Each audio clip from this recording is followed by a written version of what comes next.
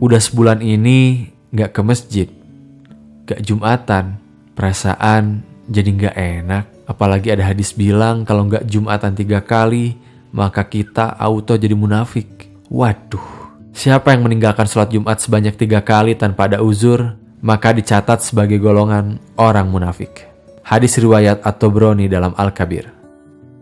Jadi biar gak jadi munafik dan dapat pahala berlipat, kita sholat di masjid aja. Bener gitu? Bentar, perasaan gak enak, gak afdol itu wajar. Tapi beragama itu gak bisa cuma bersandar sama perasaan, harus ada dasar ilmunya. Coba deh, cek lagi redaksi hadisnya. Disebut munafik itu kalau ninggalin sholat Jumatnya tanpa uzur. Sementara para ulama dan umaro sudah menetapkan kondisi ini darurat. Jadi berlaku rukhsah alias keringanan.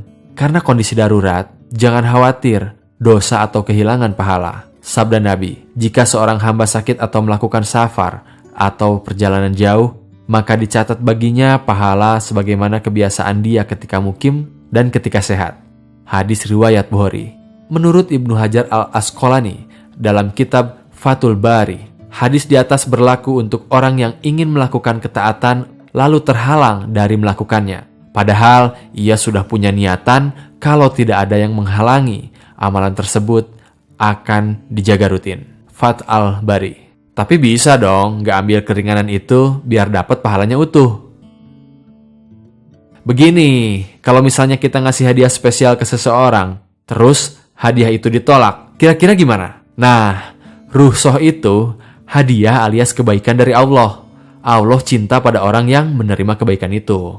Rasulullah Shallallahu Alaihi Wasallam bersabda, Allah mencintai jika rukhsah atau keringanan darinya dilaksanakan sebagaimana dia benci jika kemaksiatan kepadanya terjadi. Lagian, agama Islam itu mudah dan harus memudahkan, jangan dibikin sulit. Apalagi di zaman pandemi kayak gini. Jangan demi pahala malah menyulitkan diri, ujung-ujungnya malah bikin sulit dan madorot buat orang lain. Kalau pengen pahala, justru yang tinggal di rumah dapat pahala spesial. Seperti sabda Rasulullah Shallallahu Alaihi Wasallam. Tidaklah seseorang yang ketika terjadi wabah atau taun dia tinggal di rumahnya, bersabar dan berharap pahala di sisi Allah. Dia yakin bahwasanya tidak akan menimpa kecuali apa yang ditetapkan Allah untuknya. Maka dia akan mendapatkan seperti pahala syahid. Bukan? Kurang apa lagi? Udah dikasih keringanan, demi keselamatan, dikasih pahala yang berlimpah pula. Jadi, gimana?